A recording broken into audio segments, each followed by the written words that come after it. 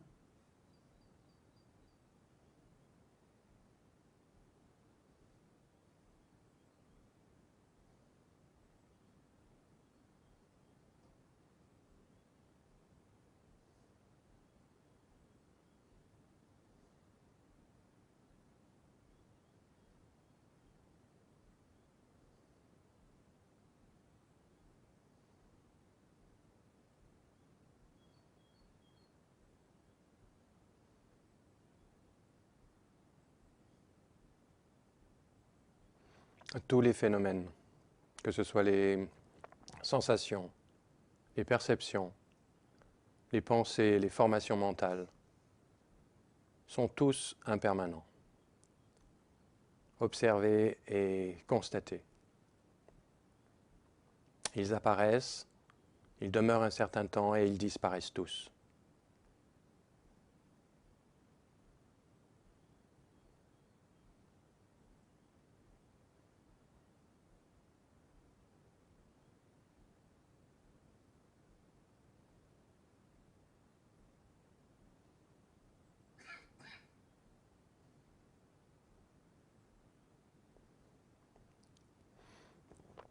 Et quand ils apparaissent à partir de multiples conditions.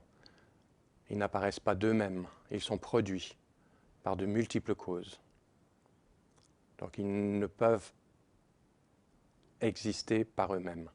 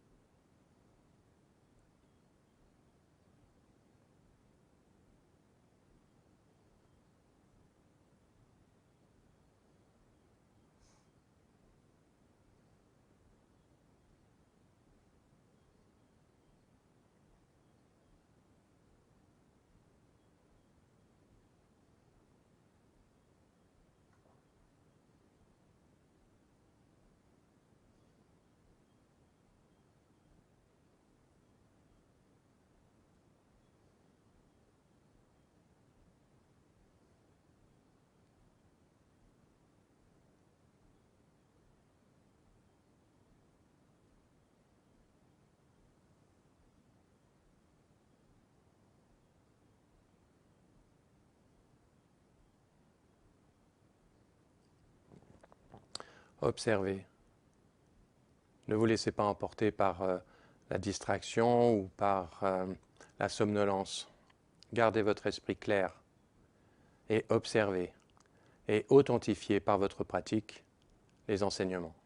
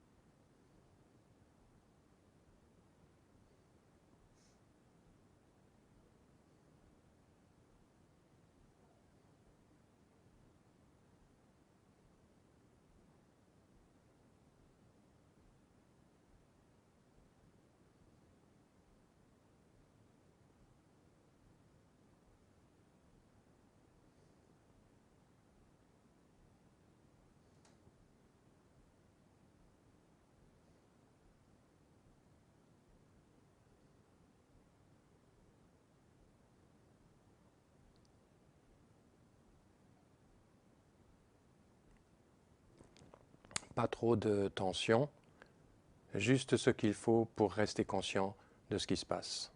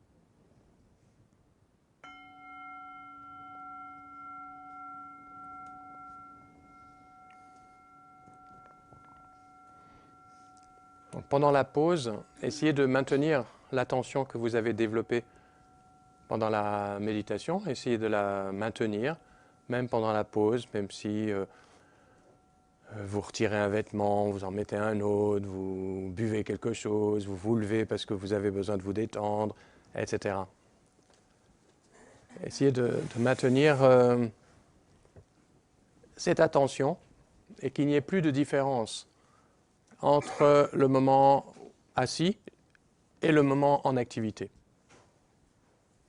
Donc c'est pour ça que c'est bien de méditer les yeux ouverts, pour qu'il n'y ait plus cette différence entre la méditation assise et la méditation en mouvement, quoi, en action. Est-ce que vous êtes certain que tous les phénomènes sont impermanents?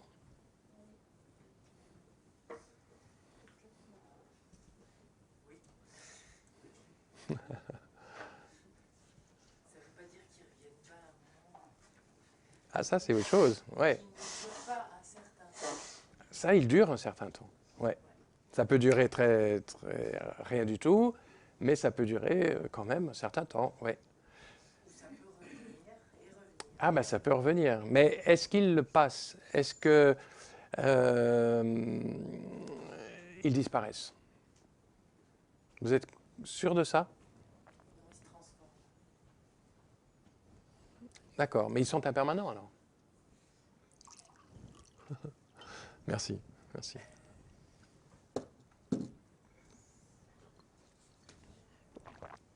Les enseignements disent qu'ils sont tous impermanents. Nous n'avons pas à croire ce que disait le Bouddha, nous avons à confirmer ce qu'il disait. Nous devons confirmer, authentifier l'enseignement par notre pratique. Il faut qu'un jour on vienne et on se dise, oui, ce que le Bouddha a dit, eh ben effectivement c'est comme ça. Parce que je l'ai vu, je le sais. Je ne l'ai peut-être pas encore réalisé, mais au moins je le sais, parce que je l'ai vu. Et je ne le sais pas parce qu'on me l'a dit. Ça, c'est une rumeur. Mais donc, si il explique que tous les phénomènes sont impermanents, eh bien, soyez sûr de ça. Voilà. Peut-être pas cet après-midi, je ne sais pas. Mais soyez sûr de ça un jour, quoi. Parce qu'il a observé. Il a observé et il a vu que tout ce qui naît a une durée et a une fin.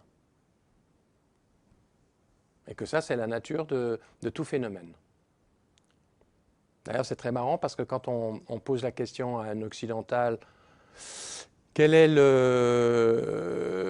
contraire de la mort? Il va répondre, la plupart du temps, un occidental va répondre la vie. D'accord? Un asiatique ne répondra pas la vie, il répondra la naissance. Ça, c'est vraiment... C'est autre chose, ça définit en fait deux points de vue. Hein. C'est-à-dire que pour un asiatique qui est habitué à entendre parler de l'impermanence, ce qui a un début a forcément une durée et a forcément une fin. C'est-à-dire que la fin, la disparition d'un phénomène est quelque chose de considéré plus naturel que chez nous, quoi. Ça ne veut pas dire que la mort n'est pas douloureuse en Asie. Hein. Ça ne veut pas dire ça. Mais tout ce qui a un début a une durée et a une fin. Voilà. Que ça nous plaise ou pas, c'est comme ça, quoi. Et ça, c'est un des grands points de l'enseignement du Dharma, c'est de nous habituer à constater et à faire oui, à dire, oui, c'est vrai, c'est comme ça. Trouvez-moi quelque chose qui n'a pas de fin, quoi. L'esprit. Je dis et l'esprit. Ah, et l'esprit, pardon. D'accord. Je n'ai pas entendu. Je deviens vieux.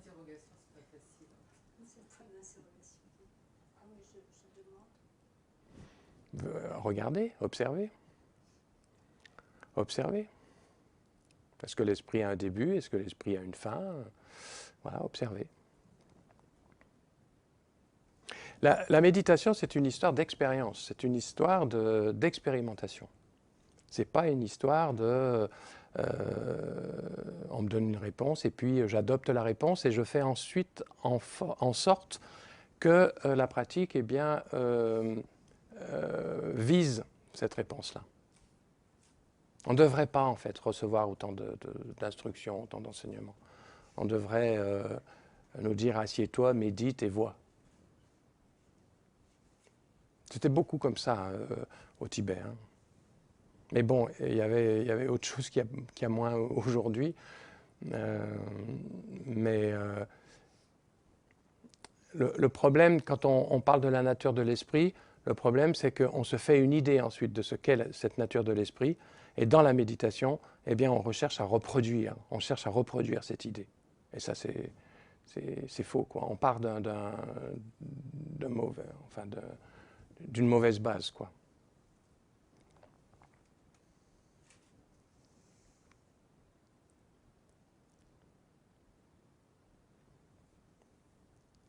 Tous les phénomènes sont impermanents parce qu'ils sont composés. Le Bouddha disait que tout ce qui est composé est soumis à l'impermanence. Donc, n'importe quoi, n'importe quelle situation, n'importe quel phénomène, n'importe quelle sensation, n'importe quel objet, est impermanent parce que il est composé. Donc nous devons observer, nous devons valider par notre expérience ce genre de choses. Quand on parle de la vacuité, on veut dire que n'ayant aucune entité propre, unique, autonome et permanente, effectivement, ils sont tous les objets, tous les phénomènes sont vacuités, sont vides d'existence propre. Donc pour aborder la vacuité, il y a deux éléments clés, c'est la réflexion sur l'impermanence et la réflexion sur l'interdépendance. Si tout existe par interdépendance, effectivement, si ça existe par interdépendance, ça n'existe pas par soi-même.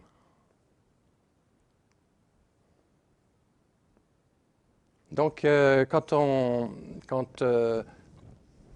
aborde la deuxième noble vérité, l'origine de la souffrance, le Bouddha démontrait que l'origine de la souffrance est une construction de l'esprit. Et que cette construction ne reflète pas la réalité. Et que c'est une illusion. C'est une illusion dans le sens où on s'est construit quelque chose et on croit que cette conception de notre existence, elle existe vraiment, quoi. Et ce que nous avons construit, c'est ce qu'on appelle l'ignorance fondamentale, c'est-à-dire un moi, une entité. Il ne faut pas oublier que le bouddhisme est né de l'hindouisme et que l'Atman est décrit dans l'hindouisme, est décrit comme étant une entité unique, autonome et permanente. Donc on reprend ces mêmes termes pour trouver une entité en nous-mêmes, unique, autonome et permanente.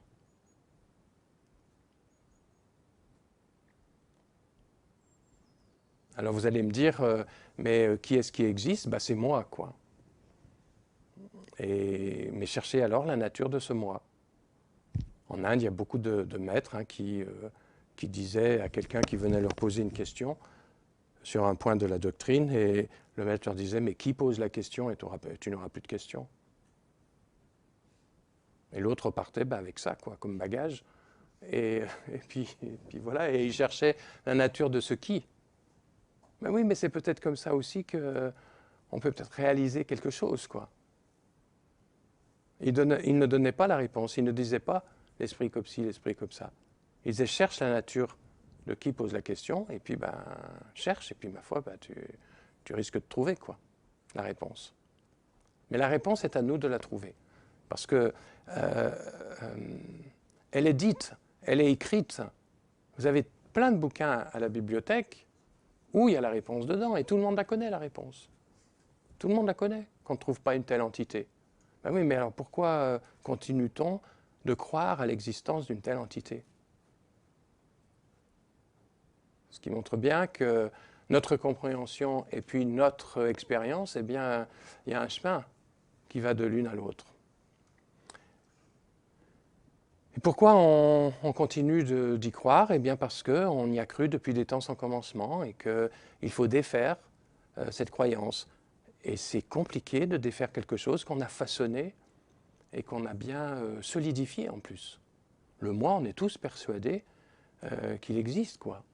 Et moi, c'est moi, ben vous, c'est vous, quoi. Et il y a une différence entre les deux. Et les phénomènes, on les voit comme, naturellement, on les voit comme solides. Ça, c'est un bol, quoi. Ça, c'est un bol. C'est un bol. C'est une chose, c'est un objet. Mais ce bol, si vous décortiquez tout ce qui le compose, bah, où est le bol, quoi? Et là, ça commence la solidification commence à s'effriter, quoi. Ça ne veut pas dire que le bol n'existe pas, mais il n'existe pas tel que je le perçois. Et nous devons appliquer cette observation pour toutes les choses, pour tous les phénomènes, pour tout ce qui nous arrive, pour tous nos phénomènes mentaux, nos sensations, nos perceptions, etc. Si on ne le voit pas, eh bien, il y a toujours le moi qui s'identifie à ces phénomènes et alors qui souffre, et je souffre, et parce que j'ai une sensation désagréable, parce qu'il y a une perception qui ne me plaît pas, etc. On parlait ce matin qu'il faut étudier, c'est pas tellement étudier qu'il faut faire. C'est vraiment observer, analyser, observer et voir que mon interprétation est fausse. Il y a quelque chose de faux là-dedans. Ça, c'est le Bouddha qui le dit dans la deuxième noble vérité. Alors, ma foi, à nous d'aller voir si le Bouddha voyait juste ou pas, quoi. Le non-soi de l'individu et le non-soi des phénomènes. Alors, on voit ça surtout quand on a une certaine stabilité du calme mental. Mais il faut aller voir ça. Et il ne faut pas aller voir ça quand tout va à peu près bien, quoi. Il faut aller voir justement quand ça rumine. Quand on rencontre des difficultés, mais qui rencontre des difficultés? Il faut se poser cette question et observer. Et à un moment donné, il faut arrêter de mouliner et puis s'asseoir. Dans le texte de Lojong, il est dit que le meilleur moment pour s'asseoir, c'est quand justement on n'a pas envie de s'asseoir, quoi. Quand on est pris par exemple, le flot des pensées. Il dit la meilleure chose à faire, c'est de retrouver votre coussin. Mais pas retrouver son coussin, j'allais dire stupidement, bêtement, à être là comme ça, je suis sur mon coussin et puis rien ne se passe, quoi. Hein? Il faut retrouver son coussin et puis observer. Qui est mal? Qui mouline? Et à un moment, vous savez, on en a marre de mouliner. Hein. Ça se fait même tout seul. Si on joue le jeu, parce que quand on en a marre de mouliner, on peut se mettre devant la télé, on peut faire n'importe quoi pour se distraire. Et là, on ne résout pas le problème, quoi. Mais si on joue vraiment le jeu, si on s'assoit et si on observe, on est quand même bien obligé que, oui, il y a quelque chose qui est là, qui crispe, mais c'est où? C'est quoi? Ça ressemble à quoi? Il n'y a rien qui est crispé et on crispe à partir de quoi?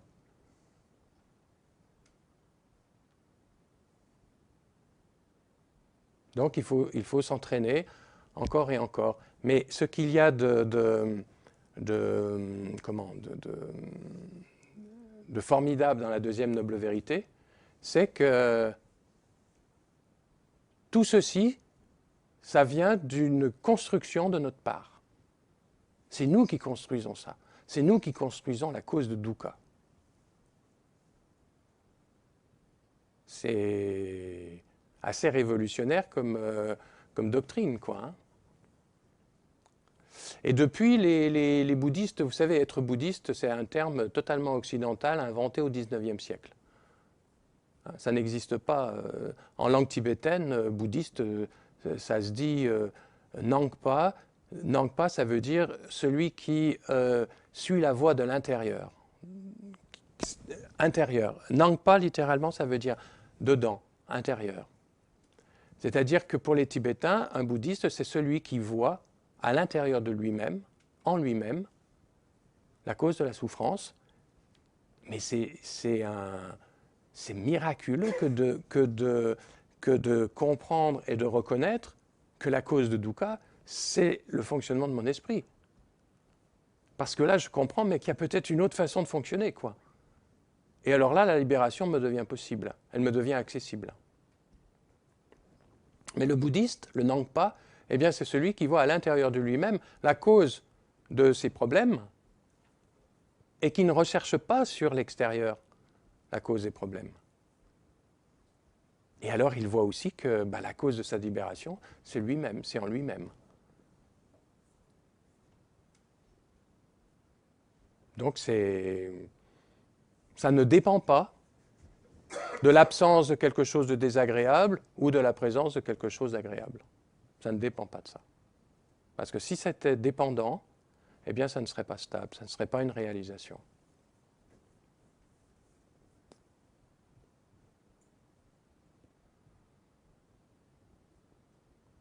Et alors, la troisième noble vérité, forcément, si c'est une construction, alors il y a une libération possible. Ça, c'est la noble vérité de la fin de dukkha, quoi. Il y a une possibilité de mettre fin à dukkha. Parce que cette construction, elle ne correspond pas à ce qui est, elle ne correspond pas à une réalité.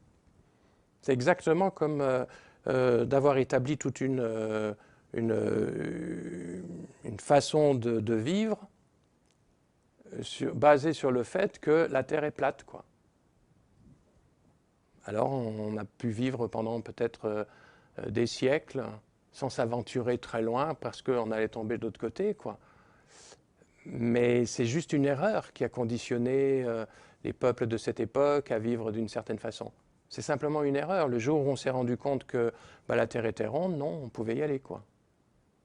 C'est un peu la même chose, si vous voulez, par rapport à l'ignorance fondamentale. C'est une construction de notre part, ça ne correspond pas à la réalité. C'est-à-dire que donc on peut y aller, quoi. Parce que ce n'est pas ça la réalité. Et on sait aujourd'hui que la Terre est ronde, quoi. Et on sait aujourd'hui qu'on peut vivre sans avoir cette conception d'une entité unique, autonome et permanente. Voilà. Mais entre le savoir comme ça et puis vraiment le réaliser, là il y a un chemin à faire. Ouais. Ça, c'est à suivre. Ça, c'est sûr. Ouais. Je trouve que quand on entend ça, c'est quand même très rassurant et enthousiasmant. Rassurant et enthousiasmant, oui. Oui. Ouais. Oui, ça ne veut pas dire qu'on est arrivé, que Ouais. le chemin il faut faire. Mais en même temps, c'est vrai que le fait que ça dépende que de nous et de nos fonctionnements intérieurs, c'est quand même infiniment rassurant. Ben oui. J'ai rencontré quelqu'un qui était témoin de Jéhovah, par exemple, et qui me disait, alors j'ai peut-être pas tout compris, mais pour eux, il y a 144 000 juifs justes qui seront sauvés. 144 000. Oui, 144 000 Ouais. justes. Ouais. Alors, est-ce que c'est un nombre réel ou est-ce que c'est un nombre symbolique? Je ne sais pas. Mais ça veut dire qu'il y a des gens qui ne seront pas sauvés. Et quand je discutais avec cette personne, elle me dit, mais alors qu'est-ce qu'on fait? Si tu n'es pas parmi les justes, tu ne seras pas sauvé. Alors elle dit, on espère quand même que notre bonne conduite nous permettra d'être achetés, mais c'est pas sûr. Et je trouvais que c'était infiniment triste et que vivre une religion comme ça, c'est difficile. Ça me semblait extrêmement difficile. Je dis, mais moi j'aurais pleuré tous les jours, quoi. En me disant, si je suis pas dans les justes, à quoi ça sert, quoi. Ou bien peut-être que ça m'aurait dit, faut que je profite au maximum de tout ce que j'ai. Peut-être que je serais devenue avide ou Mais là, de s'entendre dire que en fait, oui, c'est sûr, ça fait depuis des temps incommensurables qu'on se leurre. Oui, aujourd'hui c'est le début de la fin quand même. Voilà, quand même, quoi. On n'a jamais été aussi près. Oui. Oui, exactement. C'est pour ça qu'on dit que la nature de Bouddha est présente en tout être. Parce que tout le monde conçoit une entité qu'on appelle le moi, le soi, le je, l'ego, comme vous voulez. Mais c'est une construction, c'est une illusion. Et une telle entité n'existe pour personne, quoi. Alors ça ne veut pas dire que, par exemple, le Dalai Lama ne va pas utiliser le terme, l'expression moi. Mais quand il l'utilise, eh bien, c'est un terme qui, pour lui, désigne tout un ensemble de choses, et pas une chose unique, autonome et permanente. Ça désigne un ensemble de choses. Ça désigne ce qu'on appelle les 5 agrégats, c'est-à-dire la forme, le corps, oui, d'accord, mais il y a aussi les sensations, les perceptions, les formations mentales, et puis la conscience. Et cet ensemble de choses, ces 5 éléments, eh bien, forment ce qu'on appelle le moi. Mais le moi ne désigne pas ce que l'on entend à l'état ordinaire, c'est-à-dire une entité unique, autonome et permanente. Voilà. Et dans la deuxième noble vérité, cet enseignement démontre que la conception d'une telle entité, de l'existence d'une telle entité, c'est une croyance, c'est faux, ça ne correspond pas à la réalité, et que d'y croire, que de baser sa vie là-dessus, eh bien, c'est ce qui est cause de dukkha. C'est ce qui fait apparaître dukkha.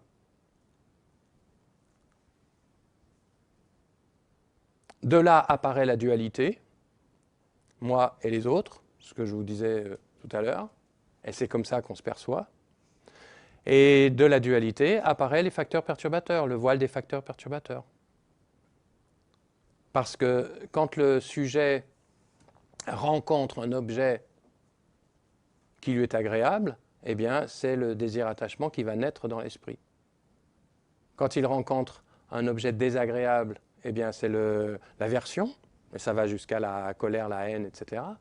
Et quand il rencontre un objet pour lequel il n'éprouve ni sensation agréable ni sensation désagréable, eh bien, c'est ce qu'on appelle l'opacité, c'est-à-dire une espèce d'indifférence. Mais ces 3 poisons de l'esprit ne peuvent naître que dans la dualité.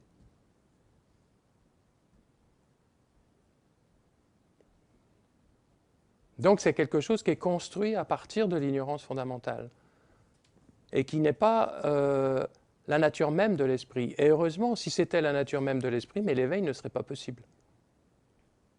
Mais c'est quelque chose qui est en plus, qu'on a rajouté. De par cette ignorance de ce qu'est la nature de l'esprit. Alors on rajoute, on pense qu'on existe de cette façon-là, et ça entraîne tout un ensemble de choses.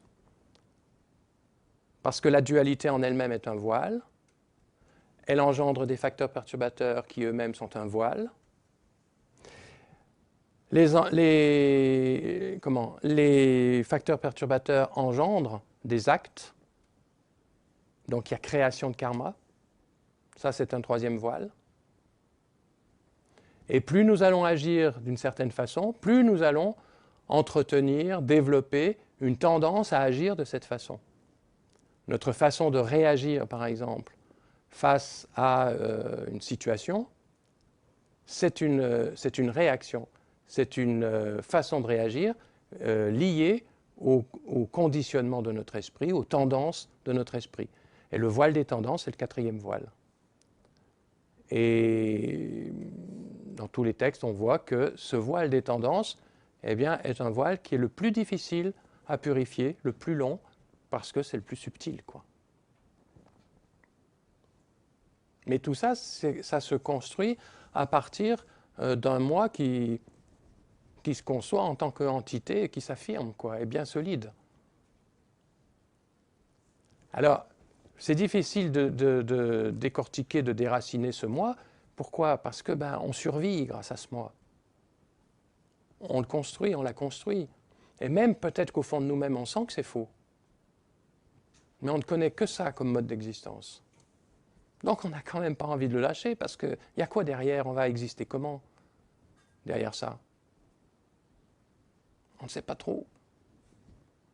Alors on se raccroche à ça, parce qu'on s'est toujours raccroché. Et c'est pour ça que ça prend du temps. Et c'est pourquoi la pratique doit être progressive. Elle doit nous permettre de nous habituer à cette idée de vacuité. Le Bouddha, on voit dans les textes que lorsque le Bouddha enseignait la vacuité, il y a des moines qui s'évanouissaient. Ben oui, il y a des personnes, de temps en temps, quand vous leur parlez de la vacuité, mais qui disent, mais attendez, mais je n'existe plus alors? Ben non, vous avez toujours existé, sans qu'il y ait un moi unique, autonome et permanent. Il n'y a aucun changement. Simplement, un jour vous le savez, et jusqu'à ce jour-là, vous ne le savez pas, c'est tout. Mais il n'y a pas d'autre changement. Vous continuerez de vivre normalement comme vous vivez aujourd'hui. Mais simplement, votre esprit ne sera plus dupe de ce que occasionne cette illusion qu'on appelle le moi, quoi.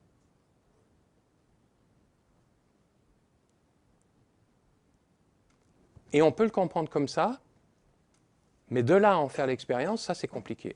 Parce qu'il y a ces voiles et qui nous empêchent d'en faire vraiment, de goûter à ça. Et le Bouddha prenait l'exemple d'une personne qui n'a jamais goûté le sucre. Mais ici, il y avait un moine qui est aveugle de naissance, Sherab. Allez lui expliquer la couleur jaune. Et vous avez beau lui expliquer par des tas de bouquins, en braille ou autrement, auxquels il a accès, et vous avez beau lui expliquer par vos mots, et les mots choisis, etc., il se fait une idée de ce qu'est le jaune. Mais l'idée qu'il s'en fait, c'est tout à fait différent de l'expérience que l'on a, nous, par le fait de voir la couleur jaune. Un jour, je lui posais la question, mais l'histoire le fait de réaliser l'éveil ou d'en parler, c'est exactement ce même genre de différence, quoi. Et un jour, je lui disais, mais je lui dis, mais tu ne vois rien du tout? Alors, elle me dit, non, je vois rien du tout. Je lui dis, bah alors tu vois le noir, tu vois comme nous le noir. Il me dit, non, tu es pas du tout, quoi. C'est pas ça. Parce que le noir, c'est encore une idée, quoi. Et c'est par rapport à d'autres couleurs. Et alors, n'allez pas lui parler, à Sherab, que chaque couleur a une vibration. Hein.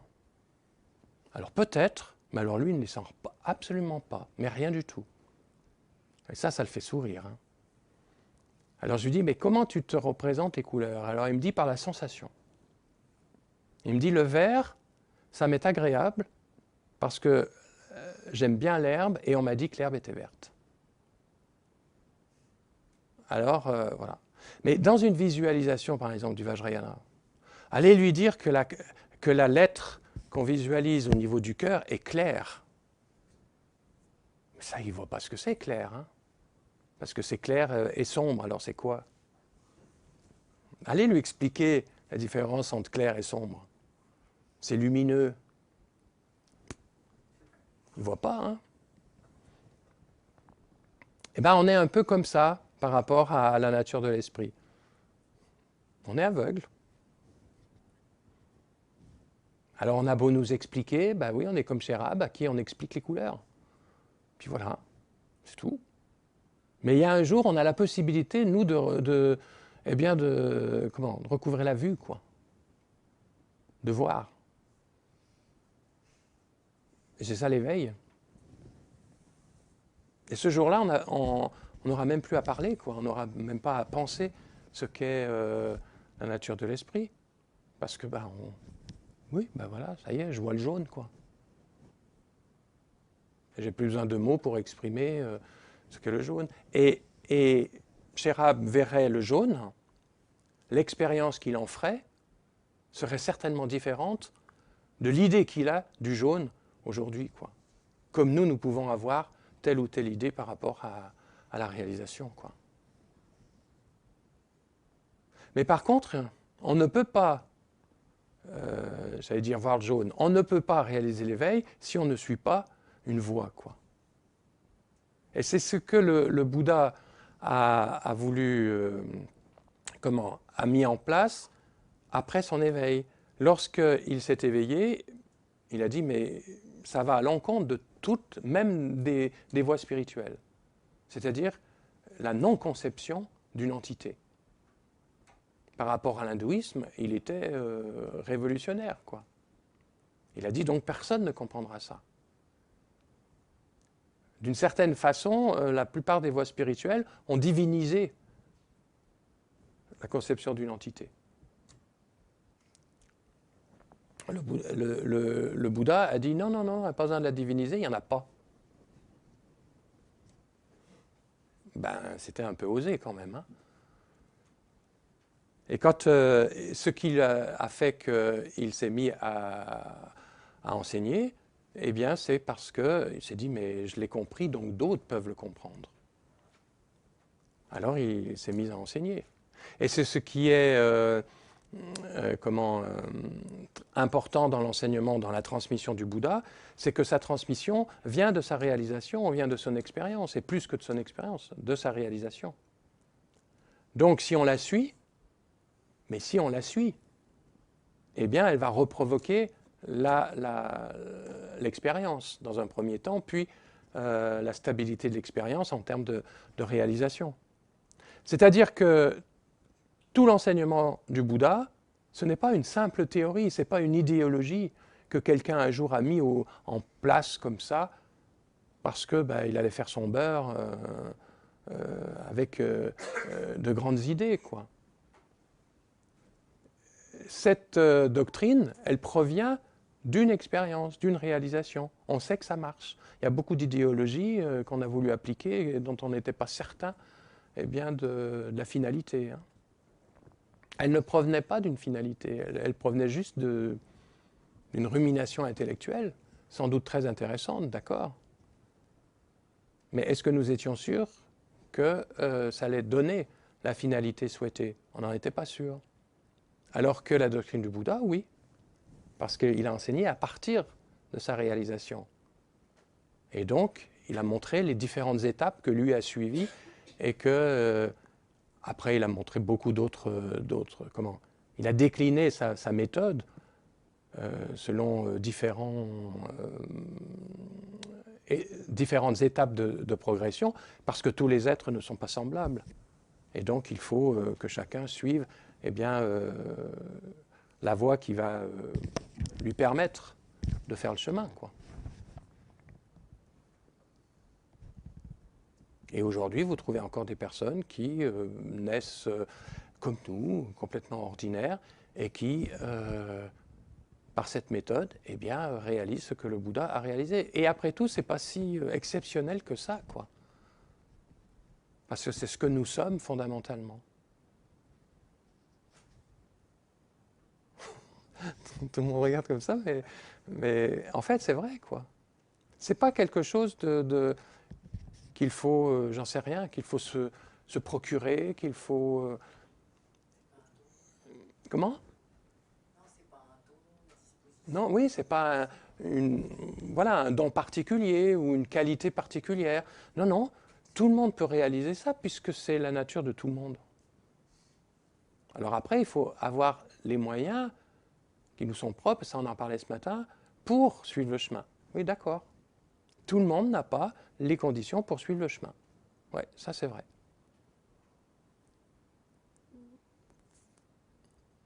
Mais si on a les conditions, le chemin, on le suit. Alors c'est pas toujours drôle, c'est pas toujours... Il y a des moments, oui, ça va pas exactement aussi vite qu'on voudrait que ça aille, etc. Mais ça, après, on apprend à relativiser par rapport à cela.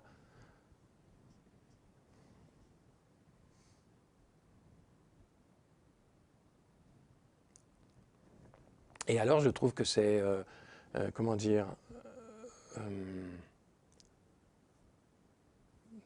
enfin, c'est bravo, quoi, tant mieux si tous les êtres peuvent arriver à ça, quoi.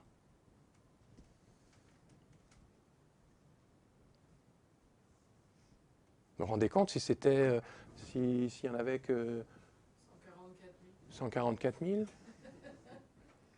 il faut... Peut-être qu'on se truanderait, la truciderait pour faire partie des 144 000. Cela dit, il ne faut peut-être quand même pas trop traîner parce que les conditions pour faire le chemin, ben voilà, si on les a aujourd'hui, ben demain, hein, on revient à ce qu'on disait ce matin, on ne les aura peut-être pas. Et là, à ce moment-là, on aura beau avoir la nature de Bouddha, s'il n'y a pas la méthode, on ne pourra pas la réaliser, cette nature de Bouddha, cette nature d'esprit. Voilà.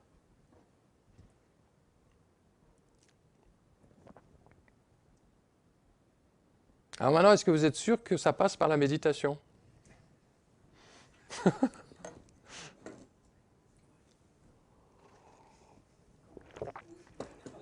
Comment? Il y a un texte de Chagme Rinpoche du XVIIe siècle dans lequel il dit, c'est je crois dans le premier chant, où il dit on a retrouvé beaucoup de corps ordinaires chez les érudits morts. C'est pas exactement exactement la phrase, mais ça veut dire ça. Ça veut dire qu'effectivement, être érudit en dharma, eh ben, ça ne change rien du tout, quoi. Il faut une méthode. La méditation, ça a pour but de comprendre d'abord le fonctionnement de l'esprit et de le modifier petit à petit, de le modifier. Alors bien sûr qu'il faut passer par l'étude, je suis entièrement d'accord. Mais il ne faut surtout pas s'arrêter à l'étude. Il faut aller quand même un peu plus loin. Voilà.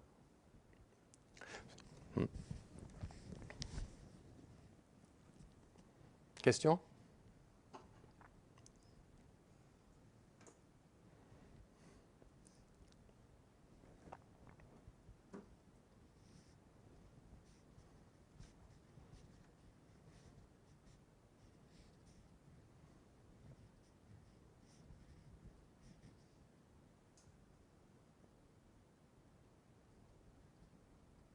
En tout cas, cette observation de l'esprit, comme on a fait, essayez de la voir le maximum.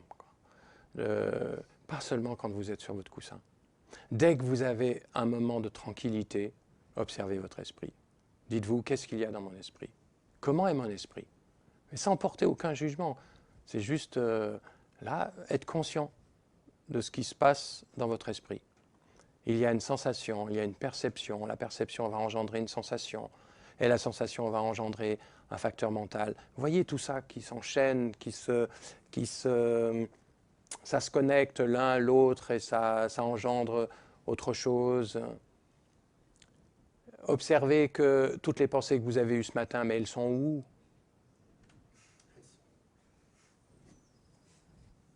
Toutes les sensations qu'on a pu avoir, il y en a encore peut-être qui sont là. Si pour la cuisine vous vous êtes coupé, oui, encore la sensation.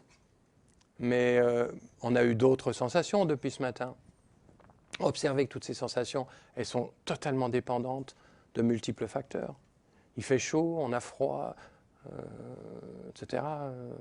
On est bien, pas bien, on a bien dormi, pas bien dormi, on a mal ici, mal là, on est enrhumé, etc. Mais à chaque instant. Mais à chaque instant. Et vous pouvez savoir ça, vous pouvez être conscient de ça à chaque instant. Au volant de votre voiture, vous allez prendre un bus, vous allez prendre n'importe quoi, vous épluchez une pomme de terre, vous pouvez en même temps observer votre esprit. Personne ne sait que vous êtes en train de méditer, vous n'êtes pas là comme ça. Hein? Mais vous êtes en train de méditer. Vous êtes en train d'observer votre esprit, de savoir ce qui se passe dans votre esprit, vous êtes conscient. C'est extrêmement important ça. Parce que quand on est conscient de ce qui se passe, on peut intervenir. Et je dis souvent, parce que je l'expérimente, quand on est plutôt dans la tristesse, quand il y a une situation qui fait naître de la tristesse dans notre esprit, mais rappelez-vous que c'est totalement interdépendant, que cette tristesse n'existe pas par elle-même, mais c'est parce que je me sépare de quelqu'un, parce que je dis au revoir à quelqu'un et que je ne reverrai pas avant longtemps, des choses comme ça. Et et que c'est impermanent. Et pour la colère, c'est pareil. Essayez d'avoir du recul et de voir arriver le facteur perturbateur ou le facteur mental. Si vous n'y arrivez pas, c'est pas grave. Vous buvez le bouillon, vous piquez votre colère et puis ça, voilà, après vous... Mais si vous êtes en amont et que vous regardez un petit peu arriver ça, vous arrivez même à déterminer que ces conditions qui sont là en train de se mettre en place, à coup sûr, ça va faire naître de la colère. On le sait, quoi. On le sait très bien. Comment? Prendre les devants, quoi. Ouais. Sentir Ouais. venir. Oui. Oui. Et alors, quand vous la sentez venir, ne vous dites pas ah non, il ne faut pas que je sois en colère. Ah non, non, il ne faut pas que je sois en colère. Parce que là, c'est fini. Vous êtes déjà en train de bien la crisper, de bien la gripper. Et là, elle va venir. Et non seulement elle va venir, mais elle va venir au grand galop, quoi. Non, par contre, essayez de regarder sa nature. La nature du phénomène. Essayez de reconnaître, oui, que cette colère, elle est là, elle arrive. Mais elle est due à des conditions. Remarquez simplement que si vous n'aviez pas ces conditions, vous ne seriez pas en colère. Ça vous déscotche déjà de la colère qui arrive. Voyez aussi qu'elle est totalement impermanente. Elle n'a aucune consistance. Elle ne ressemble à rien. Elle n'a absolument... personne n'a pu voir la colère. C'est juste une énergie, c'est un mouvement de l'esprit, quoi. Et on en a beaucoup peur, hein, de la colère. Pourquoi? Parce que c'est puissant. C'est une énergie très puissante. Et effectivement, sous l'emprise de cette colère, alors on peut agir, on peut dire des choses que l'on ne pense pas, que l'on va même regretter peut-être. Et on a, la plupart du temps, agi comme ça. Donc on l'appréhende, quoi. Mais le jour même où on est entré en retraite, il y a une femme là-bas qui, en nous faisant la bise et nous disant au revoir, nous a dit « Surtout n'ayez pas peur des facteurs perturbateurs ». Je me suis dit « Bon, ok, au revoir, on se revoit dans... » Ok, mais je suis rentré quand même avec ça. Je me suis dit « Pourquoi elle m'a dit ça, quoi ?» Parce que moi, l'idée que j'avais, c'était que j'allais rentrer en retraite avec un bazooka, quoi. Et que chaque fois qu'il y avait un facteur perturbateur qui allait se pointer, paf, j'allais le dégommer, quoi. Mais vous ne pouvez absolument pas être en lutte comme ça, sans arrêt, avec vos facteurs perturbateurs. Et d'ailleurs, on a tellement marre que quelquefois, eh bien, pour les éviter, on fout le camp. On va voir ailleurs, on se distrait pour éviter le facteur perturbateur. Mais on ne résout pas le problème. La seule façon de résoudre le problème, eh bien, c'est de voir que ce facteur perturbateur n'a aucune existence par lui-même et que par nature, il n'est même pas dangereux. Il y a une certaine légitimité à avoir de la colère qui s'élève dans l'esprit. Mais la colère, elle n'est pas fondamentalement dangereuse. Elle n'est pas elle n'est pas dangereuse par nature. C'est comment je l'appréhende. Est-ce qu'on agit de la même façon avec la patience? Parce que moi, je suis quelqu'un qui va patienter. Pareil, avec tous les phénomènes. Je ne sais pas du tout comment le gérer, en fait. Mais avec tous les phénomènes. Alors il y a des situations, si le facteur perturbateur est assez puissant dans notre esprit, et dans l'autre genre encore, on dit qu'il faut travailler avec la tendance la plus puissante dans notre esprit. Hein. Alors si cette tendance est très puissante, il va falloir travailler de façon, comment dire, constante, mais homéopathique aussi, quoi. C'est-à-dire, on ne va pas aller se mettre tout de suite dans une situation où la colère va naître et exploser, quoi. Parce que là, on ne verra rien du tout et on ne contrôlera rien et on risque même de se décourager. Mais il faut s'entraîner dans des situations où émotionnellement, c'est encore tout à fait tenable et on a de la distance pour voir. Et quand on voit, eh bien, on peut modifier notre façon d'être face à la situation. Il n'y a pas besoin de modifier la situation elle-même. Vous modifiez votre façon d'être face à la situation. Ça vous appartient, ça. La situation, il y a peut-être des facteurs qui vous appartiennent, mais pas tous. Il y a des conditions qui forment cette situation-là, mais que vous ne pouvez pas contrôler. Par contre, votre réaction par rapport à cette situation, par rapport à ce phénomène, ça vous appartient en totalité. Mais il faut s'habituer à travailler de cette façon-là. Donc, on va s'entraîner. Et puis, petit à petit, on va aller bien sur un terrain un peu plus risqué, quoi. Et là, on voit bien si notre façon de réagir est différente ou pas. Si elle est différente, alors ça veut dire que la méthode que l'on utilise, la méditation que l'on utilise, ok, c'est bon. Et je peux continuer de cette façon. Mais si elle n'est pas, s'il n'y a pas de différence, et puis que vous pratiquez le dharma depuis 10 ans, et qu'il n'y a toujours pas de différence, vous êtes toujours aussi impatiente, toujours aussi en colère, etc., alors posez-vous des questions sur votre pratique. Hein.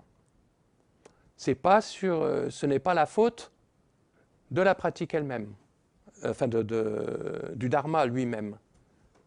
Mais ça revient en fait à ma façon de pratiquer n'est pas vraiment bonne. Il faut que je trouve autre chose. Mais il faut que ma pratique, elle soit opérative. Elle transforme petit à petit quelque chose dans mon esprit. Et on n'a pas de miracle à attendre de la pratique. Vous savez, il y a des personnes qui demandent, par exemple, pourquoi prendre des vœux. Les laïcs peuvent prendre des vœux. Hein. Les vœux ne sont pas réservés aux moines. Hein. Il y a les vœux de fidèles laïcs, ça existe. Et pourquoi existe-t-il des vœux même pour les laïcs? Parce que quand vous prenez des vœux, vous ne pouvez plus négocier.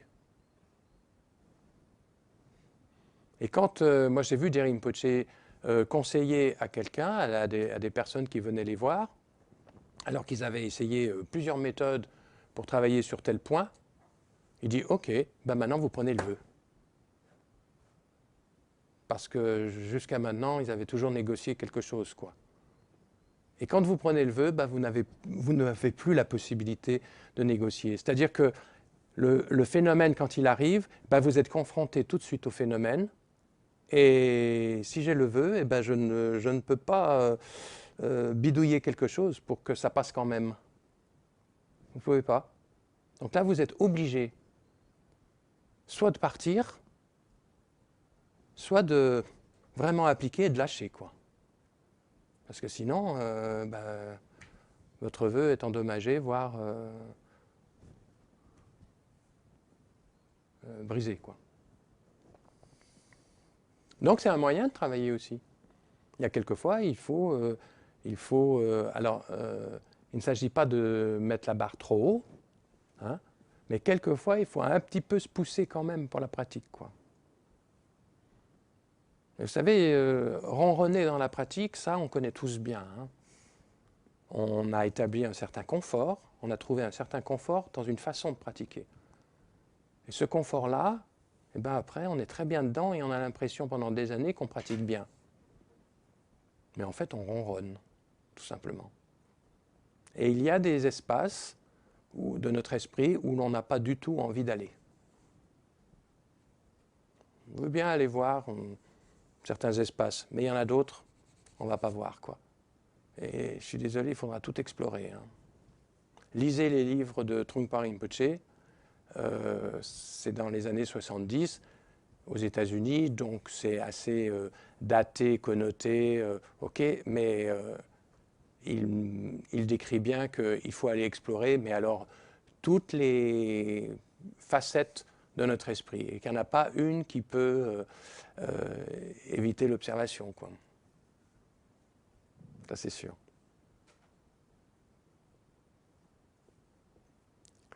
Trungpa Rinpoche encore disait, de temps en temps, c'est l'équivalent d'une opération chirurgicale sans anesthésie. Oui, c'est vrai.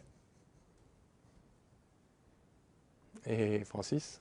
Par rapport à la colère, par exemple, quand on arrive à établir vraiment la vigilance qu'on a pu apprendre dans la méditation, on voit se pointer la colère, mais vraiment tout au début, où on sent les premiers symptômes, le cœur qui commence à s'accélérer, quelque chose comme ça. Le fait d'observer ça, ça permet déjà de prendre un certain recul. J'ai l'impression que la colère, elle est démasquée, donc du coup, j'ai raté mon coup, quoi. Ouais. C'est un peu, je vois un petit peu ça comme ça. Ouais. Et très souvent, ça retombe aussitôt parce que, bah oui, bah ça y est, c'est raté, on a vu, Mm. on voit le mécanisme, il suffit de lâcher à ce moment-là. Et puis le fait d'observer, bah, on n'est plus en conflit avec la personne qui est en face, puisqu'on est en train de regarder quelque chose. Donc, du coup, on Ça prend une modifie. certaine distance, et plof, sauf si c'est effectivement un truc énorme, Oui. mais ça marche quand même pas mal. Oui, oui, oui, oui. Oui, c'est l'entraînement. Il faut s'entraîner de cette façon-là. Mais vous utilisez le terme, hein, il faut la vigilance. Il faut la vigilance. Et la vigilance, quelle est la pratique qui l'établit dans l'esprit? Chiner, le calme mental. Et alors ça, c'est la pratique de base, mais alors dans toutes les écoles bouddhistes. Hein. Tibétain, zen, hinayana, vous commencez tous par le calme mental. Mais le calme mental, ça n'est pas une pratique que l'on fait pendant tant d'années et puis qu'ensuite, on n'utilise plus. C'est quelque chose qui doit venir faire partie de notre vie. On va s'entraîner encore et encore, mais une fois que ça s'établit quand même un peu plus facilement dans l'esprit, il faut la maintenir, il faut l'entretenir, cette vigilance. Et parce qu'on en a besoin tout le temps, quoi. Et c'est par la vigilance que les facteurs perturbateurs, effectivement, peuvent réduire. Et d'ailleurs, c'est chiner qui est l'antidote majeur pour le voile des facteurs perturbateurs. Donc, ça correspond bien à ce que vous dites. Et puis, on a besoin aussi de l'établir pour pouvoir voir la nature de l'esprit. Si l'esprit n'est pas stable, qu'est-ce que vous voulez le regarder? Il ne peut pas se regarder lui-même. Il faut qu'il se regarde lui-même. C'est l'esprit qui se regarde quand on dit il faut regarder l'esprit. Donc, il faut qu'il soit au minimum calme, tranquille. Et ça, c'est la méditation de Chiner.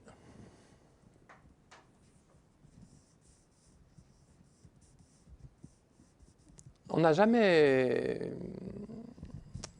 autant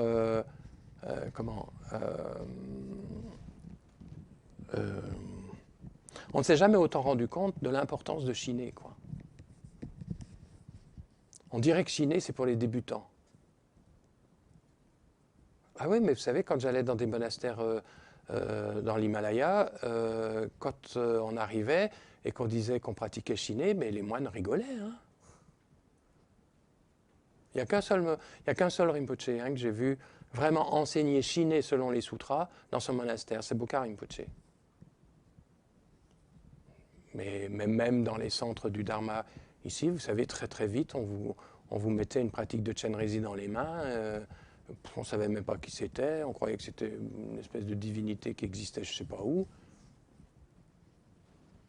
Bien sûr que Chiner existe dans la pratique de Chenrezi aussi, bien sûr. Mais la pratique de Chiner selon les sutras tels qu'on fait dans le Mahamudra 1, mais c'est indispensable. Dans le zen, on pratique comme ça. Dans le Theravada, on pratique de cette façon-là. Mais on doit pratiquer aussi de cette façon-là, pas seulement, mais aussi de cette façon-là, dans le Vajrayana. Le Vajrayana, ce ne sont pas que les tantras. Les sutras sont inclus dans les tantras. Et je pense que les sutras, c'est une très bonne base pour les tantras.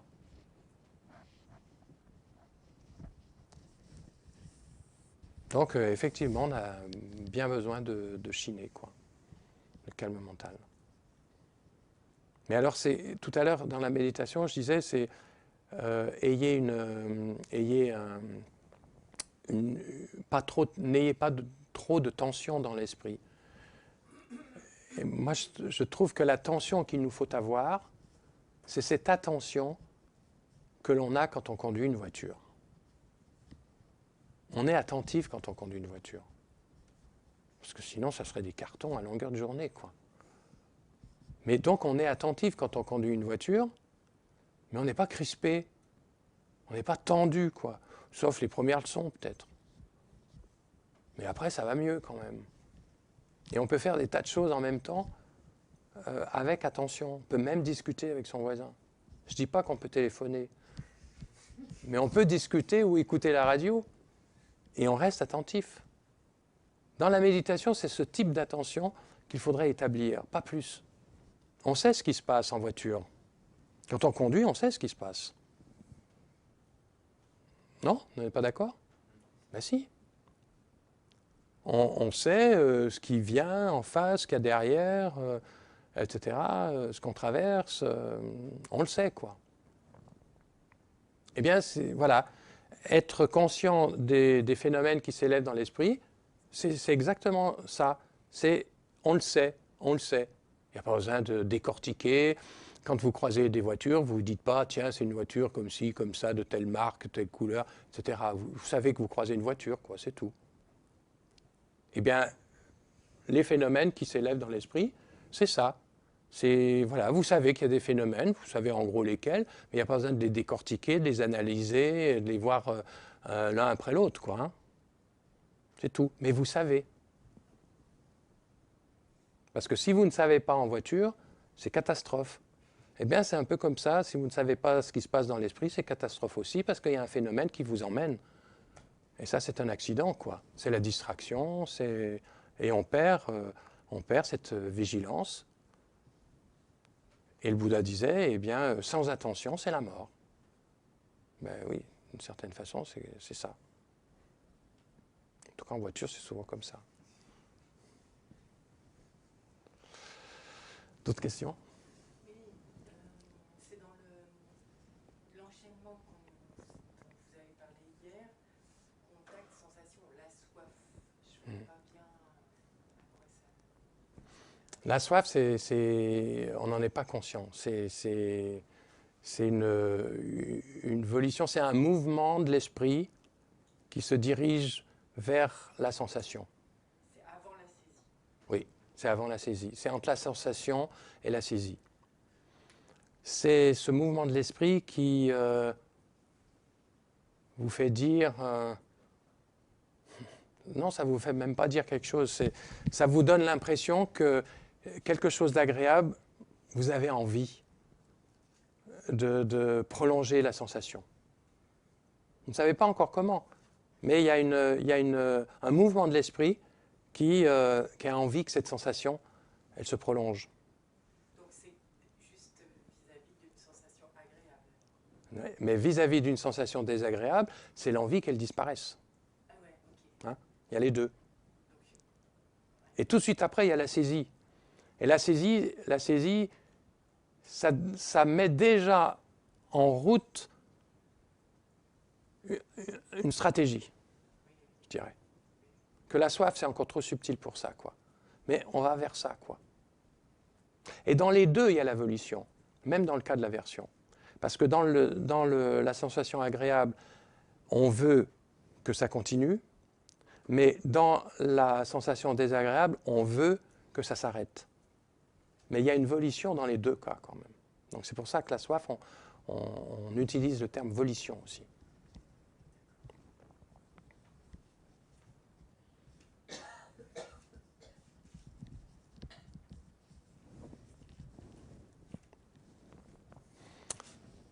Il reste quelques minutes.